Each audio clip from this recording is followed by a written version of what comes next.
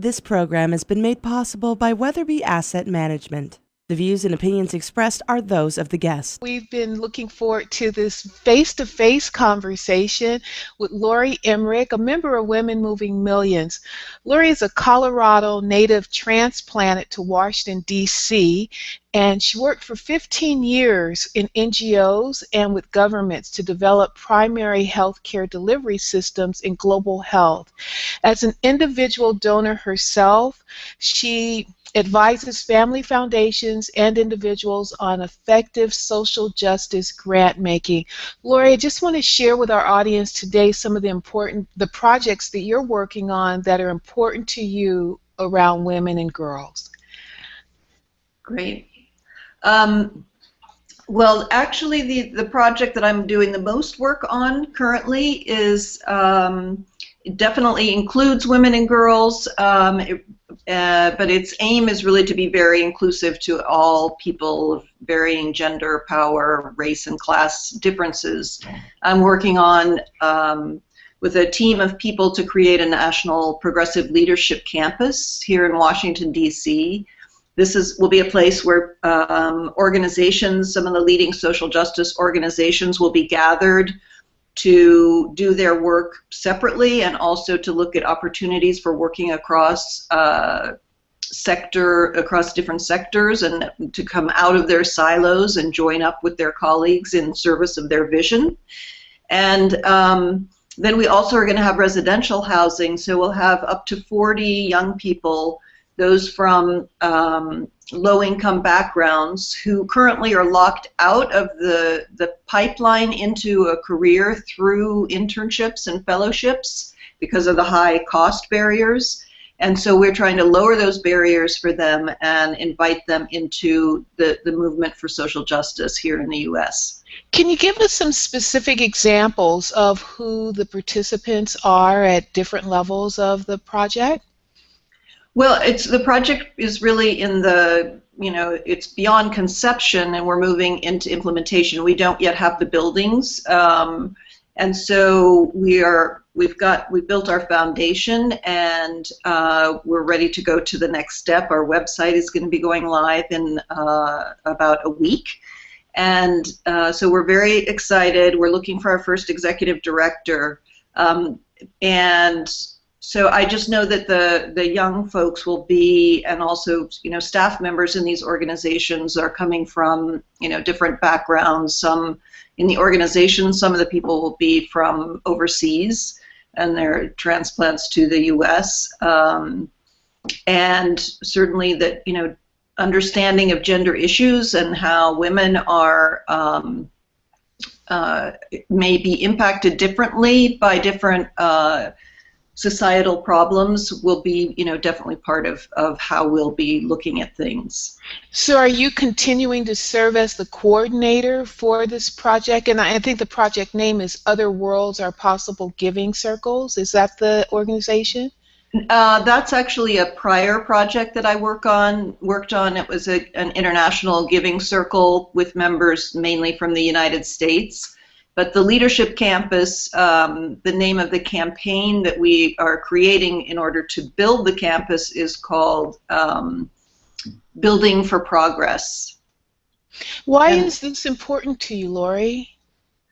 Well, it's important. I've worked for a number of years, and even my family, my father before me, very interested in creating equal opportunity for people of all backgrounds. That's something that I grew up with and something that's still very core to me. And so the opportunity to give these young people a chance to participate, to bring their experience, that broader experience and different eye to policy issues. It's a seat at the table for everybody who's affected by a particular issue. That's what we're trying to create. And we're also trying to build some of the bridges and the collaboration and the coordination and relationships among staff members and across generations, from the more senior staff members in the organizations to the newcomers, just beginning their careers.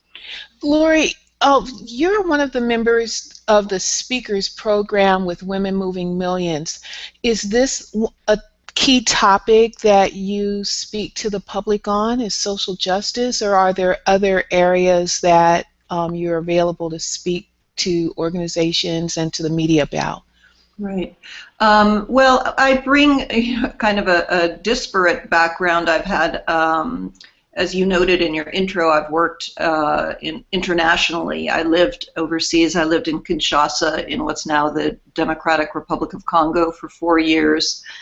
And then I've lived in the States, but also traveled quite a lot throughout many of the countries of Africa on assignment doing public health work.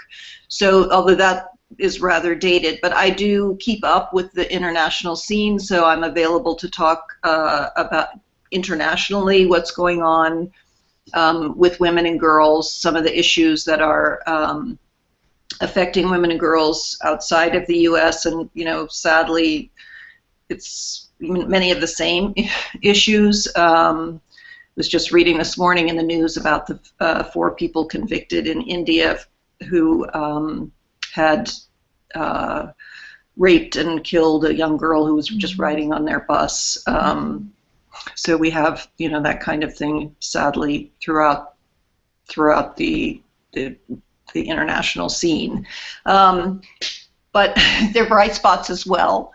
And because I worked on this the Other Worlds Are Possible giving circle, that in fact was really looking specifically at alternatives that are coming up in the global south, you know, bright spots of new ways that people are organizing to create the change they need in their world. So I can speak to some of the bright spots as well as some of the issues internationally. And then I do have experience with giving circles, so to the extent there's interest in how you create a giving circle, what are some of the pros and cons, I'm available to speak on that as well. What are the benefits of being affiliated with an organization such as Women Moving Millions? Without a doubt, it's the people that you get to meet. That's why. That's how I feel. Not just saying that because of you, but yeah, that's how I feel. You are a sterling example of that. Really, Women Moving Millions came at a time for me when I was very ripe for it. I was ready to really step up, step out, be more public, you know, be more open about my personal situation and my views, you know, about different policy issues in the world, and really to come out of the closet as a person with wealth, inherited wealth. And so it's a fabulous group of women. We've had some really great training opportunities as well through Women Moving Millions.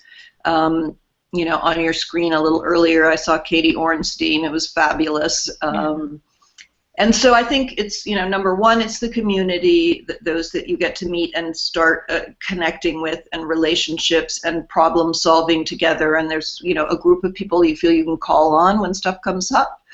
And but also I love the vision, you know, of it. I love that idea of like move your money. And also not just the money that you give philanthropically, but also let's look at where your assets are invested and to what extent that's in harmony with your views and your vision of the world that you're trying to create. So it's a fabulous resource, and you know, I think if you're somebody who qualifies, why wouldn't you join?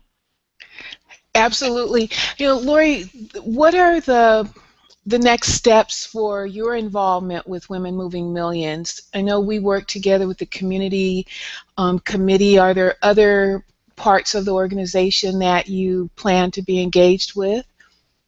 I think probably I love being part of the community engagement committee. You know, as you can tell from where I put my emphasis on what I get out of Women Moving Millions. I think that's all the time really that I have on my plate for Women Moving Millions I'm one of the co-chairs of that committee, and I'm really trying to focus as much as possible on the creation. This is a big and visionary and complicated and expensive project. I mean, when you're trying to really, shift something in a very basic and fundamental way, it's just very big. And the political right in the United States has invested in this way in the leadership development of their young people. They've been doing it for more than 25 years, working on the campuses, having free living space, paid internships, all of this, which has resulted in this big swell of, the next generation of leaders with the viewpoints of the right. And we have just not been investing in a similar way, and we must, to ensure our future and to ensure that we are able to create the world that we're hoping, which has, fairness and dignity and respect among people throughout the world and at any level. Would your father and mother be proud of the legacy that they have existing in you and the work that you're continuing to carry forward, or do you think that there's more that you could do as a daughter to capture the lessons that they taught you? No, I mean, that's part of what really, moves me about this work, is that it's extremely connected to the value set that I grew up with. And both of my parents have passed, and particularly my father, I could use his help. I could use his counsel. He was, a serial entrepreneur type of person, and so he was very wise, and I, feel him sort of looking over my shoulder, and I know he's, smiling, and I just wish I could hear what some of his whispers might be, to guide me. But no, I think. I think that you're being guided, Laurie. I think that the heart and soul of who you are and the work that you're doing is a part of what resonates so vastly throughout the Women Moving Millions community. But even beyond that, your perspective on social justice on behalf of others, really embodies you putting your time and your talents and your resources in the places that will assure that this legacy continues forward and that there is support for the next generation of leaders. And I think that's also what makes us feel so connected, is that there's, within our spheres of work, there's no dream or opportunity or vision that's too big, that we could just feel like we can tackle it. Let's take a piece of it and do our part to make a difference. And I think that as long as we're all doing our part to make a difference, that a difference does occur, and it can be sustained because those seeds are planted into the next generation. Laurie Emrich, thank you so much for being here on Sylvia Global, and we look forward to seeing and hearing more about the work that you're doing around the world. Let our listeners know, our viewers know, how they can contact you and how they can support the work that you're doing in Washington, D.C. and internationally.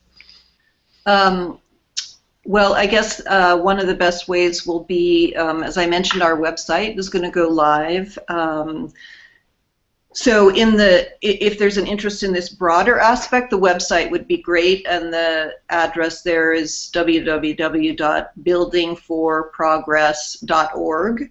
And if there are questions that are on a more kind of personal and intimate, or, how do you handle this or that situation, or tell me about Women Moving Millions, the best way to connect is through my personal email, which is onlyconnect53@gmail.org. Gmail.com. Gmail.com. So our viewers who want to engage you as a speaker can contact you at that address? Yes. Email address, or through the Women Moving Millions office.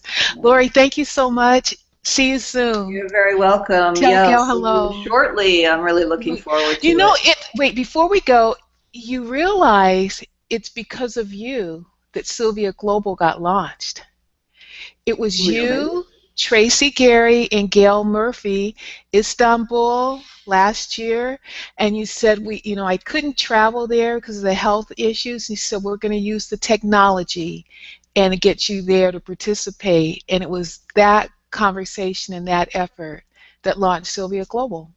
Oh my Thanks so gosh, much, no, I didn't Laurie. realize that. I Yeah, remember, and you've come a long way. You've come a Yeah. long way now with no Yeah. more technology glitches like we had when we tried to bring you into the room. Yeah, thank you so much, Laurie. We look forward to having you back again, and we'll have you joining in some global conversations. Probably we'll start with that Daughters of India discussion too, because we're so connected around the world in our commitment to making a difference. Thanks, Laurie. Take Okay, care. thanks. Bye. You look Bye, Gail beautiful. Sylvia. Bye.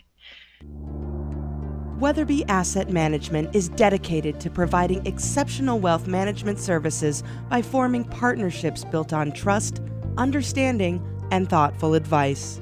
For more than 20 years, they've been offering objective perspective, personalized planning, and sophisticated investment management to individual investors and families, as well as pension plans, foundations, and endowments. Contact them at www.weatherby.com. Weatherby Asset Management, located in San Francisco and New York City.